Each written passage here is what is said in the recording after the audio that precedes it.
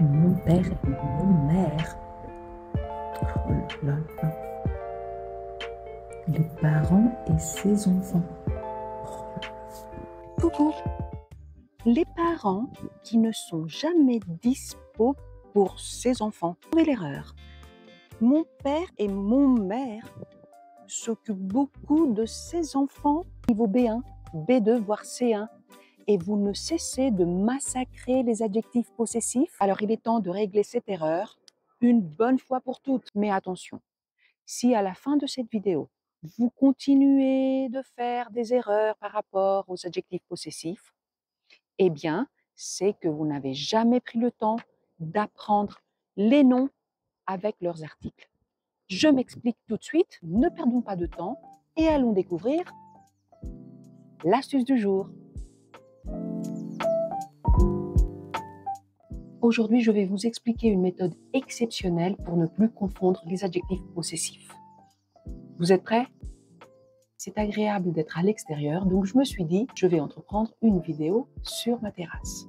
Comme ça, vous pouvez profiter du ciel bleu et de mon jardin qui est assez primitif, je dirais. Alors, commençons par identifier le problème. Pourquoi vous êtes au niveau B1, B2, C1, C2 et je vois toujours des problèmes dans vos copies. Mais pourquoi en français ça vous pose problème?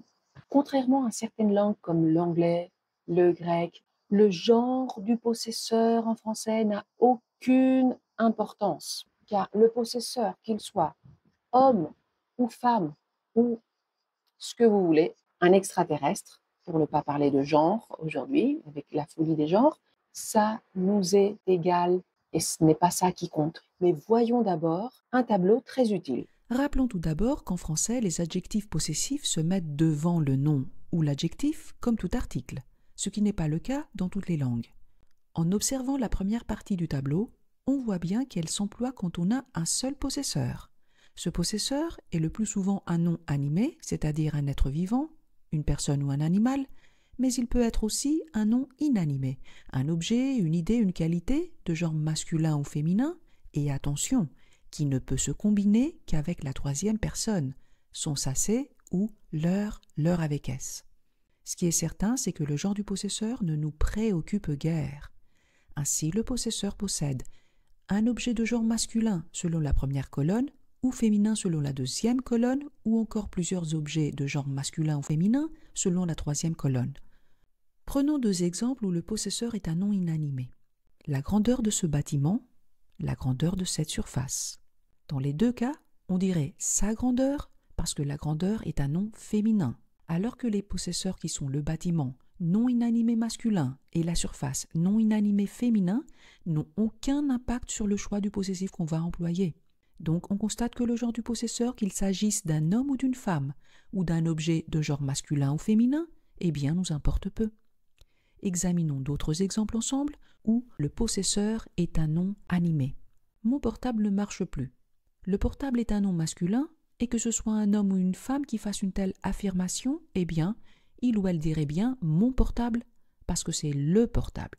C'est bien le nom, l'objet si vous voulez, qui est masculin. Deuxième exemple.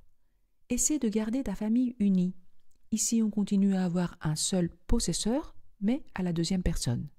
Le nom famille est féminin, c'est la famille, et cette phrase, on peut bien l'adresser aussi bien à un homme qu'à une femme, car c'est le genre du nom qui compte et non pas le genre du possesseur. Troisième exemple. Ces affaires traînent partout.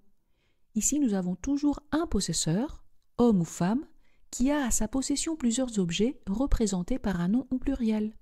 Les affaires, c'est féminin, une affaire, mais les adjectifs possessifs au pluriel sont communs pour des objets masculins et féminins. Donc, qu'on dise « ces affaires traînent partout » ou « ces vêtements traînent partout », vêtements c'est un nom masculin, eh bien on utiliserait toujours « métessé » parce que le pluriel est commun pour tous les noms masculins et féminins. À partir de ces trois exemples, on constate qu'on n'a pas besoin de connaître le genre du possesseur, étant donné que ni le sexe ni le genre grammatical du possesseur ne peuvent avoir un impact sur l'usage correct des possessifs. Ce qui est important, c'est de connaître le genre grammatical du nom, et uniquement quand il est au singulier, pour savoir s'il s'agit d'un nom animé ou inanimé, de genre masculin ou féminin. Il faut dire aussi qu'en français, on ne peut pas savoir si le possesseur est un homme ou une femme. C'est seulement le contexte à l'oral où l'on adresserait de telles phrases à une personne, par exemple, qui permettrait de connaître le sexe du possesseur, ce qui n'est pas uniquement valable pour le français.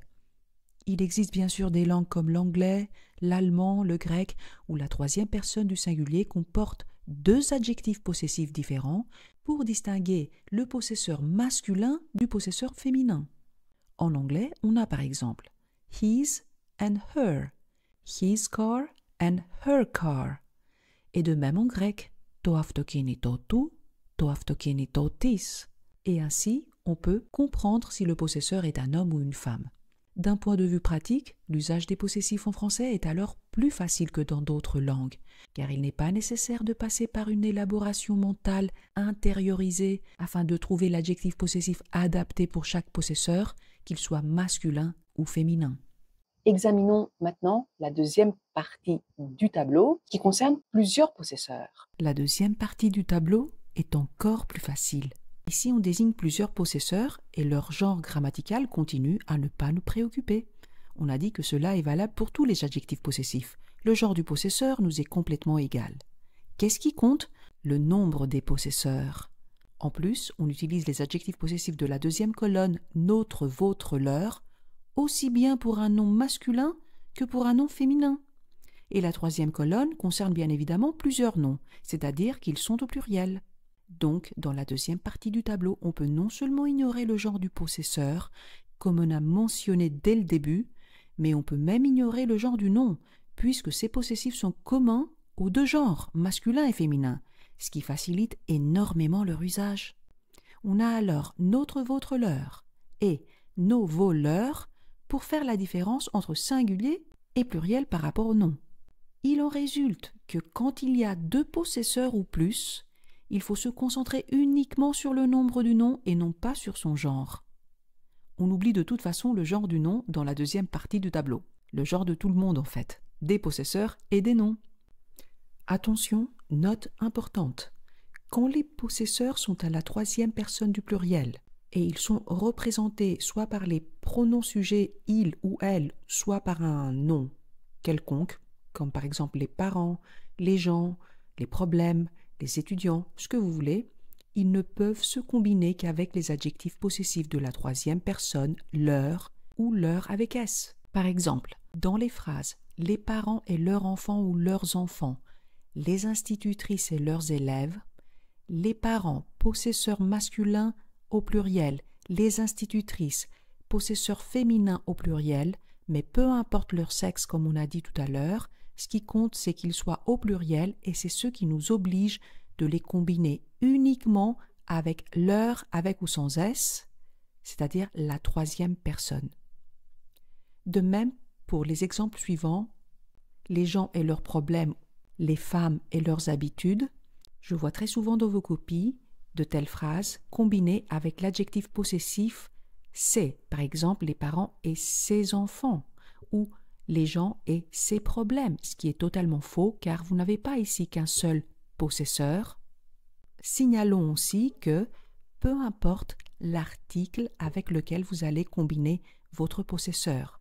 Si par exemple au lieu de les parents et leurs enfants vous avez ses parents, un adjectif démonstratif, et leurs enfants, ou si vous avez un pronom indéfini, certains parents et leurs enfants, certaines institutrices et leurs élèves.